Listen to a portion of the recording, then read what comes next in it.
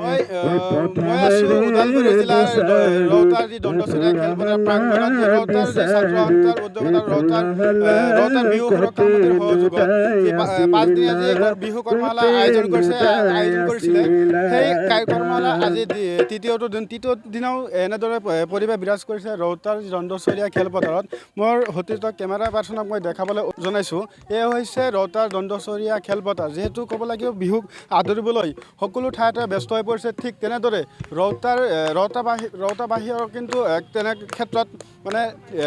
ক্ষেত্ৰত কিন্তু আগুৱাই গৈছে। ঠিক মই সতীৰ্থক ইয়াৰে যি সামগ্ৰী দেখালৈ অনুৰোধ কৰিছোঁ, ক'ব লাগিব যিহেতু হেঁপাহৰ ৰঙালী বিহুত যি এক বিহুক আদৰিবলৈ ঠায়ে ঠায়ে ব্যস্ত হৈ পৰিছে, ঠিক তেনেদৰে মই ইয়াতো ৰৌতাৰ যি দণ্ডচৰীয়া খেলপথাৰত এনেদৰে 5 দিনীয়া যি প্ৰশিক্ষণ দিয়া দেখিবলৈ পাইছোঁ। মোৰ সৈতে ইয়াত যি প্ৰশিক্ষণ দিয়া বাইদেউ আছে, বাইদেউৰ পৰা জানিবলৈ যত্ন কৰিম। হয় বাইদেউ, পোনপ্ৰথমতে সকলোলৈ মই ৰঙালী বিহুৰ শুভেচ্ছা জ্ঞাপন কৰিছোঁ। বহুত ভাল লাগিছে কৰ্মশালাটো কৰি। ৰৌতা আঞ্চলিক ছাত্ৰ সন্থা আৰু বিহু সুৰক্ষা সমিতিৰ সহযোগত আৰু অসমী বিহু দলৰ সহযোগতো এইটোৰ কৰ্মশালা আয়োজিত কৰা হৈছে। খুবেই ভাল লাগিছে আমাৰ আখৰাস্থলীত যিহেতু আপোনালোকে দেখা পাইছে কণ ভণ্টিসকলে ওলাই আহিছে আৰু ভাইটিসকলো ওলাই আহিছে। খুবেই শিকাই ভাল লাগিছে। আমি যেনেকৈ তেখেতসকলক শিকাইছোঁ তেখেতসকলে তেনেকেই অনুগ্ৰহ কৰিছে আমাক শিকাবলৈ। ভাল লাগিছে। মই আপোনালোকৰ এই সংবাদ মাধ্যমৰ যোগেদি সমূহ অসমবাসী ৰাইজক পোনপ্ৰথমতে আগন্তুক ৰঙালী বিহুৰ শুভেচ্ছা জ্ঞাপন কৰিছোঁ।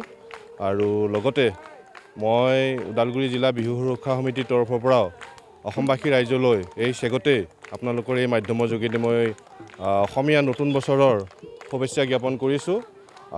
আজি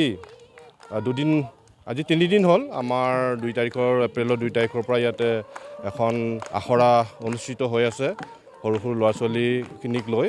আমি ভাবোঁ যিহেতু আমাৰ অসমীয়াৰ জাতীয় উৎসৱ বিহু বাপতিসাহোন, গতিকে এই বাপতিসাহোন বিহু নাচত পৰম্পৰাগতভাৱে যাতে আমি বজাই ৰাখিব পাৰোঁ, ইয়াৰ নাচ বিহুনাম ঢোল বাদন বিভিন্ন ক্ষেত্ৰত আমি কিছুমান দেখিবলৈ পাওঁ যে আজিকালি ঢোলৰ চেৱই হওক বা নাচোন ভংগীমাতে হওক কিছুমান বিজুতি ঘটা দেখা পাইছোঁ। গতিকে এইবোৰ যাতে সমগ্ৰ অসমত কোনো ধৰণৰ বিজুতৰীয়া নোহোৱাকৈ সকলোৱে যাতে পৰম্পৰাক ৰক্ষা কৰি আমাৰ এই জাতীয় কৃষ্টিক আমি যাতে বজাই ৰাখিব পাৰোঁ, তাৰ কাৰণে আমি এনেদৰে আখৰাবিলাক অনুষ্ঠিত কৰিছোঁ।